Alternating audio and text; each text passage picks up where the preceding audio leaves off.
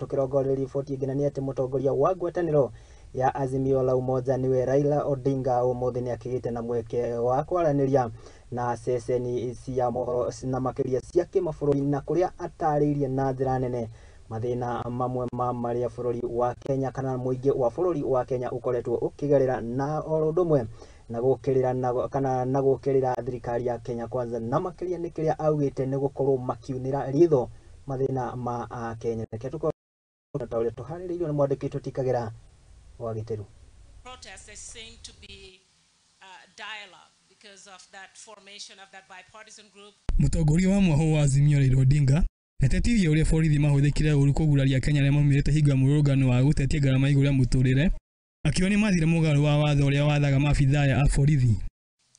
We are witnessing unprecedented police brutality.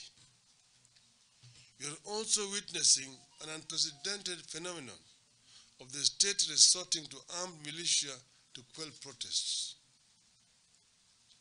You have visited hospitals and morgues, and you have established that police and hired gangs have shot and killed or wounded scores of people at close range.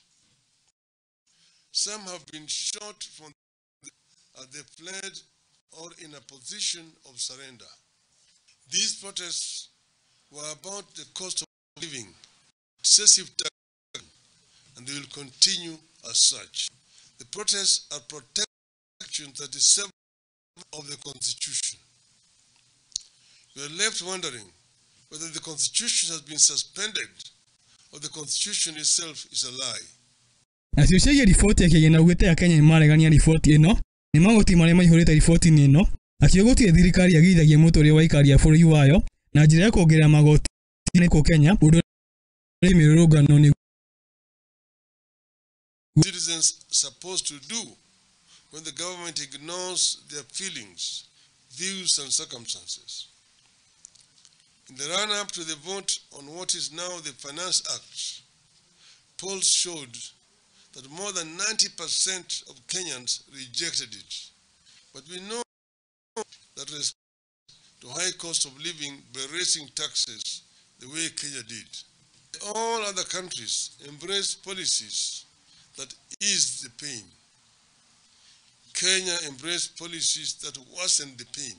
When we took refuge in Article 37 of our Constitution, which gives every person the right, peaceably and unarmed, to assemble, to demonstrate, to picket, and to present petitions to public authorities. Macũngĩrĩra magu gũtondũ manyitirwo angĩ makiũragagwo na njĩra ĩtarĩ na kĩhoto nĩ maabithaa borithi na nyanake cia kũrĩhwo makĩhũthĩra ngari ciandĩkithĩtio na mabũrũri mangĩ. Unfortunately, that is what the police are killing people for. People are being arrested in most uncivil way. Many have been abducted commando style and held in comunicado way past the stipulated period of 24 hours.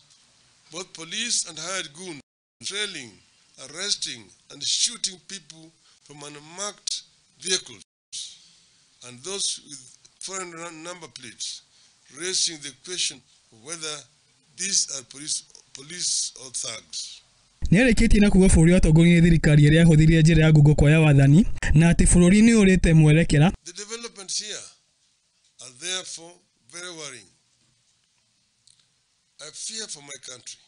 I fear a new dictatorship is taking roots here and our work is chaos. I believe the current administration rigged itself into power and does not enjoy popular mandate.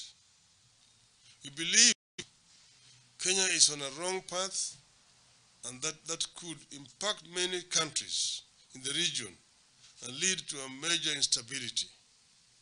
As patriots, we are doing our best to stop the slide. Gĩribotera Muthigi TV rĩa kuonekagĩra. We have a regime that suffers legitimacy deficit.